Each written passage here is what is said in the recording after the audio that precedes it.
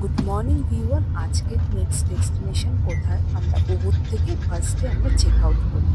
Check out করতে করতে আমাদের বেঁচে গেছিলো 9টা, ব্রেকফাস্ট হয়ে গেছে। কিন্তু আজকে যেই ট্যুরটা করেছি সেই ট্যুরটা তোমরাও করতে পারো। আমি ফার্স্টে ট্যুরটা করেছি উবুর ছেড়ে, কারণ উবুর থেকে আজকে আমরা যাচ্ছি ইস্ট পার্টে। ইস্ট পার্টে যেতে গেলে মিনিমাম 2 থেকে 2.5 ঘন্টা টাইম লাগবে, যেটা অনেকটাই আমাদের 90 কিলোমিটার প্রায় আমাদের ড্রাইভ করতে হচ্ছে, যার জন্য আমাদের স্পট তো দেখা দূরের কথা, বাদবাকিটা টাইমই আমাদের গাড়িতেই কেটে গেছে। যাওয়ার পথটা যেহেতু আমরা তোমাকে অ্যানিমেশনের মাধ্যমে দেখাচ্ছি, তোমরা বুঝতেই পারবে কতটা দূর উবুর থেকে। তারপর আমাদের উবুর আবার ফিরে আসতে হবে কুটাতে, যেটাও অনেকখানি দূর পড়বে। যা গিয়ে তাও চেষ্টা মাত্র করে আমরা পৌঁছালাম আমাদের ফার্স্ট ডেস্টিনেশন উবুদে না, এটা হলো কিন্তামানি পার করে বালি গেট, যেটাকে বলা হয় বালি হ্যাভেন।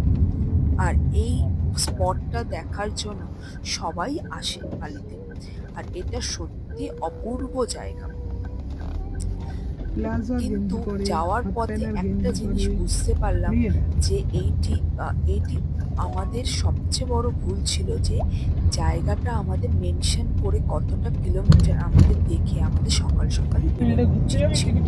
না হলে আমাদের যেভাবে টাইম ওয়েস্ট হয়েছে, আমাদের ঘোরার ডেস্টিনেশনগুলো ঠিকমতো সিলেক্ট করা হয়ে ওঠেনি। আরেকটা জিনিস বালিতে এসে ভালো বুঝলাম, জনসংখ্যা খুবই কম, যা আছে টুরিস্টের উপরে নির্ভরশীল। আমরা ফার্স্ট অফিসে নেমে এই বাস প্রোভাইড করে উপরে ওঠার জন্য 50K করে নেয়, মানে পার পারসন, বাচ্চাদের ফ্রি। আর তার সাথে সাথে এইখানে মানে এই বাসে ছাড়া ওঠা অনেক অসুবিধা, আর অনেকে ডাইরেক্ট গাড়ি ওঠে, আমি তাদের দেখেছি গাড়ি উঠতে, কিন্তু কাদের গাড়ি ওঠে সেটা আমি বলতে পারবো না। বাট এখানে এই বাস প্রোভাইডটা এরা করে, নট আ ফ্রি। বালিতে নট ফ্রি, কিছুই ফ্রি না বালিতে, সবই পয়সার খেল। প্রায় 3 কিলোমিটার আমাদের এই গাড়ি করে উঠিয়ে দিল আমাদের যে ডেস্টিনেশনে যাব, সেই ডেস্টিনেশনে রোদ আর বৃষ্টি ছিল, বৃষ্টি কোনো দেখা নেই, রোদের জন্য গরমের ভীষণ ছিল আর কষ্টও হচ্ছিল, যেহেতু বেলা বাজে।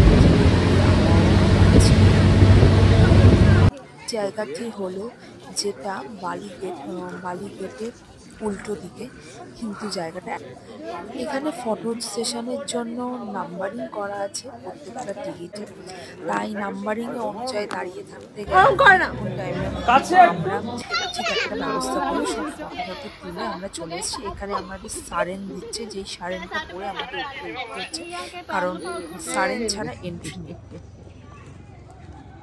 এখান থেকে মাত্র 5 মিনিট দূরেই ছিল তীর্থগঙ্গা। এই যে তীর্থগঙ্গা ঢোকার আগে এত পুরো রেস্টুরেন্টে ভর্তি। তীর্থগঙ্গা ট্যুরে এটা ইন্ডিয়ান রেস্টুরেন্ট প্রচুর আছে। এই যে তীর্থগঙ্গা গেট, এন্ট্রি ফিস আছে, এখানে লোকে এসে স্নানও করে। হ্যাঁ, জাগিয়ে কিন্তু এইখানে ঢুকে আমার মোটেই ভালো লাগেনি, কারণ প্রচণ্ড জলে আসতে গন্ধ ছাড়ছে মাছে। কিন্তু জায়গাটা ভালো, বাট আহামরি কিছু না। তার থেকে মনে হচ্ছিল কালকের জায়গাগুলো বেশি সুন্দর ছিল।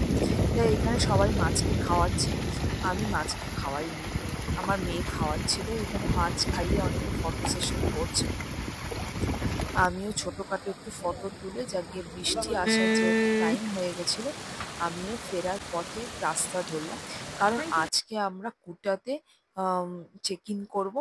সো আমাদের যেতে অনেকক্ষণ টাইম লাগবে। আর আমি যেইভাবে বালিগেটে ফটো তুলেছি, সেই ফটোগুলো তোমাদের সাথে কিছুটা শেয়ার করলাম। ভালো লাগলে চ্যানেলটা সাবস্ক্রাইব, আর নেক্সট ব্লগে দেখাবো আমি কুটা।